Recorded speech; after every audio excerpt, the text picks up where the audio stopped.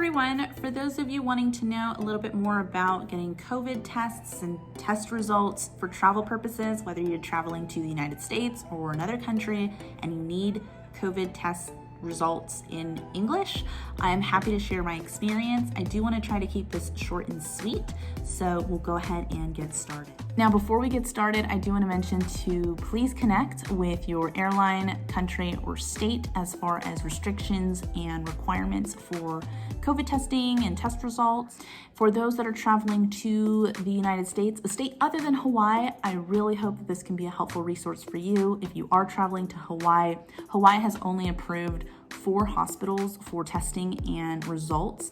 Here in Korea, 4 that I know of. There may be more, but I will list the 4 that I know of in the description below. So the price for a COVID test is going to vary on the type of COVID test that you get. For those that are only wanting to get the antigen test, which is really the only one that is needed to enter the United States, you do not need the PCR molecular test that you may have got for entering South Korea. So the United States, you just need a negative COVID test, antigen or molecular, either one. So if you do opt to get the antigen test, it is cheaper. That test I think is about 80,000 won, and you can get it done at INCHEON Airport. I will provide information here as far as the website you need to go to make your appointment at INCHEON Airport for the test. You are able to select either antigen or PCR at INCHEON. I only have experience with the antigen option, so I'm not entirely sure about the PCR, how that works. So as far as my experience with getting my COVID test and results done, I am so going to butcher this, but I'm gonna try. I went to Hyang University Seoul Hospital. That was not correct pronunciation, but that is where I went. I will write it somewhere here. And long story short, I went to this hospital here. It was such a great experience. I am going to go over in details what it was like. And if you happen to go to the same hospital, you know which building to go to, what floor, all that good stuff. So if you're not going to be going to this hospital for your COVID testing, you can go ahead and skip this section here. I'm just going to go over what the process was like for me. So when I arrived to the hospital, facing the hospital, you are going to see the COVID testing containers out front in the parking lot on the left-hand side. That is where you will eventually go to get your testing done. But you're gonna start your journey on the right-hand side. Far right, when you enter the little hospital parking lot, you're going to see a building to the right, and there's gonna be like a little parking lot there. You're gonna go into that building, check in, sign or QR code as you normally would in Korea. Then you're gonna go to the second floor. Second floor, there's going to be a COVID test check-in counter, or it's going to say COVID counter, or it's going to be in English. And there will be translators there to assist you. They are phenomenal. Truly, I am so happy that I was able to go there for my tests and ask them a bunch of questions, because they like knew everything. So really great. So I went to them, they helped me check in, and they told me to wait. I provided my passport. I filled out a form with my information, so my address in Korea and my phone number. And yeah, so then I sat down, they called me up, they gave me a paper that I would then take to the cashier's desk. So the cashier's desk from this COVID check-in counter, you're gonna go to the left of this counter, go all the way down the hallway, and you're gonna keep going. You're gonna get to this little sitting area where you see a bunch of people waiting and numbers on monitors, and it kind of reminds me of the DMV. So you're gonna go to a kiosk and type in your number that's on this paper that they gave you. You type in your number, then another little ticket number will appear. Take that, and then you just wait for your number to be called.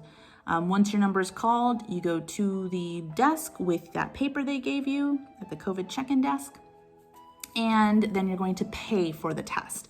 So you will have 2 separate transactions. The first, which is this one, is going to be to pay for the test.